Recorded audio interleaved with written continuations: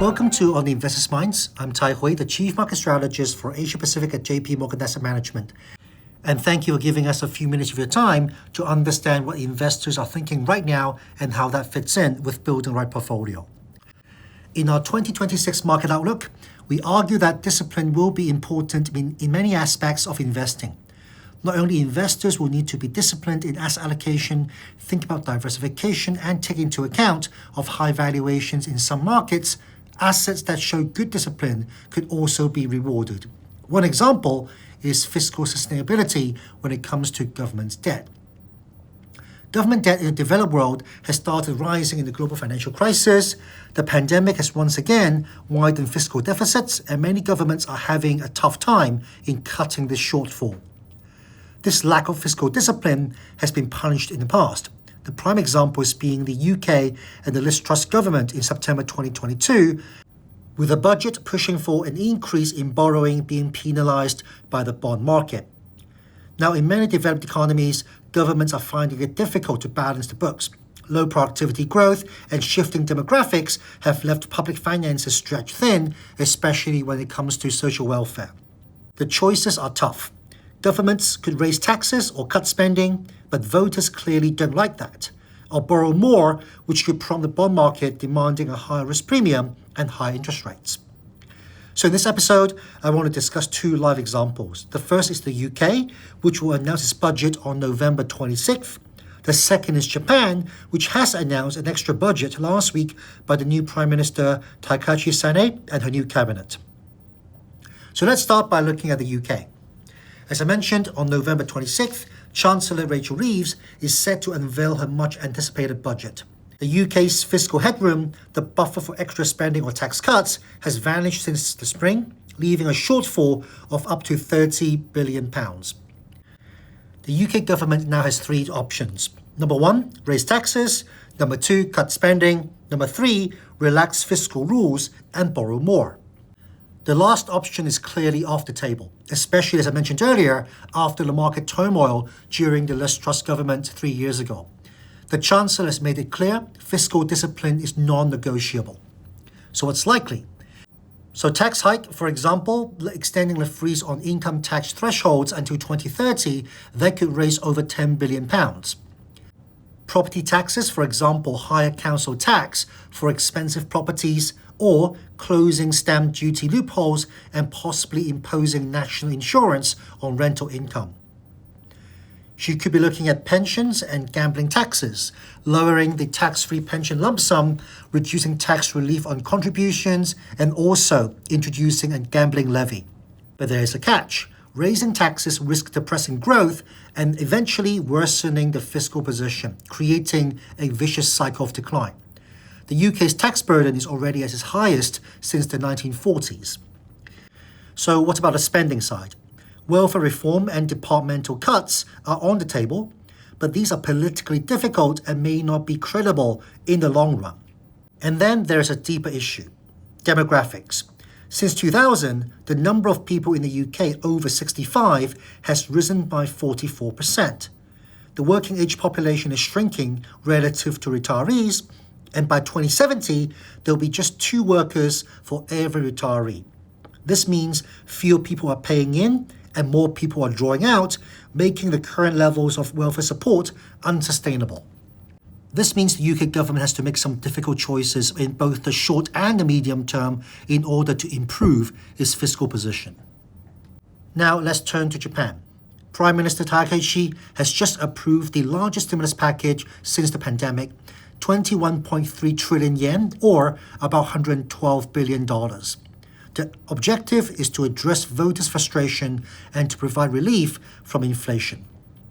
And these include subsidies for household gas and electricity bills, one-off cash handouts for children, funds to aid regional developments, cutting gasoline taxes, raising the tax-free income threshold.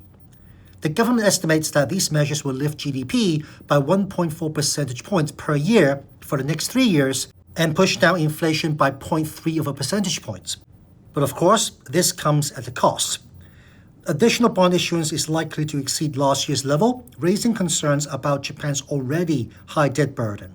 According to the IMF, Japan's gross government debt to GDP ratio stood at 230%. A piece of good news is that the weighted average of JGB, or Japanese government bond yield, stood at 0.83% at the end of fiscal year 2024, but this is expected to rise given the recent rise in bond yields. Long-term government bond yields have hit record levels. 30-year JGB yields have breached above 3.3%. 10-year government bond yields have hit 1.77%, the highest since the global financial crisis. However, despite the narrowing bond spread between the US dollar and Japanese yen, the Japanese yen continues to depreciate, with the yen weakened to its lowest level against the US dollar since January this year. So Japan's challenge is to support the economy while keeping the debt level in control. Japan faces demographic headwinds just like the UK, if not worse. Consumption remains sluggish and the population is aging rapidly, putting further strain on public finances. The ruling LDP need to shore up voter support after suffering defeats in both houses of parliament in the past 2 years. So what can we learn from Japan and the UK? Number one, fiscal discipline is crucial but politically difficult.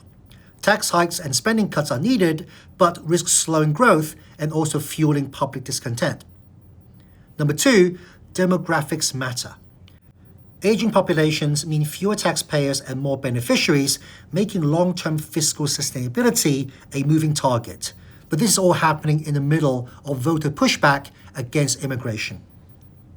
Both governments are walking on a fiscal tightrope, trying to support their economies and citizens without losing the confidence of investors or the public.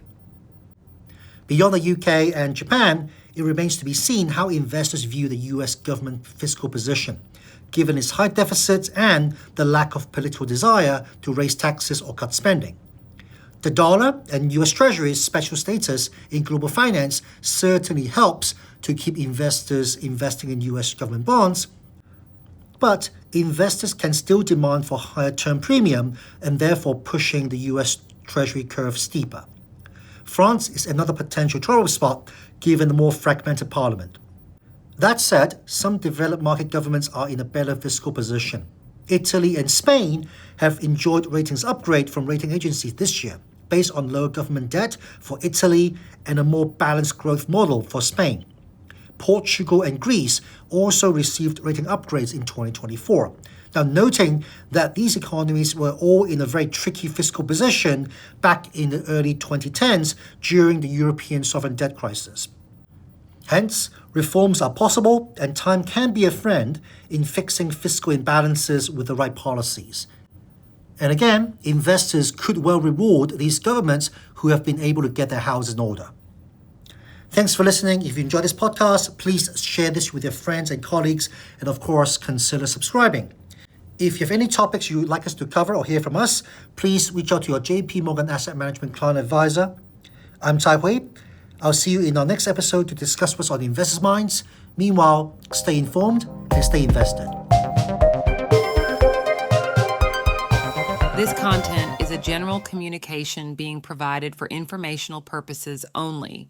It is educational in nature and not designed to be taken as advice or a recommendation for any specific investment product, strategy, plan, feature, or other purpose in any jurisdiction, nor is it a commitment from JP Morgan Asset Management or any of its subsidiaries to participate in any of the transactions mentioned herein.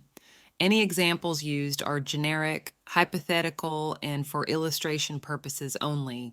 This material does not contain sufficient information to support an investment decision, and it should not be relied upon by you in evaluating the merits of investing in any securities or products. In addition, users should make an independent assessment of the legal, regulatory, tax, credit, and accounting implications and determine, together with their own financial professional, if any investment mentioned herein is believed to be appropriate to their personal goals. Investors should ensure that they obtain all available relevant information before making any investment.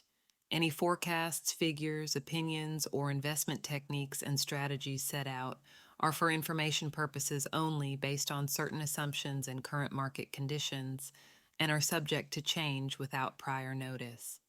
All information presented herein is considered to be accurate at the time of production, but no warranty of accuracy is given and no liability in respect of any error or omission is accepted. It should be noted that investment involves risks. The value of investments and the income from them may fluctuate in accordance with market conditions and taxation agreements, and investors may not get back the full amount invested. Both past performance and yields are not reliable indicators of current and future results.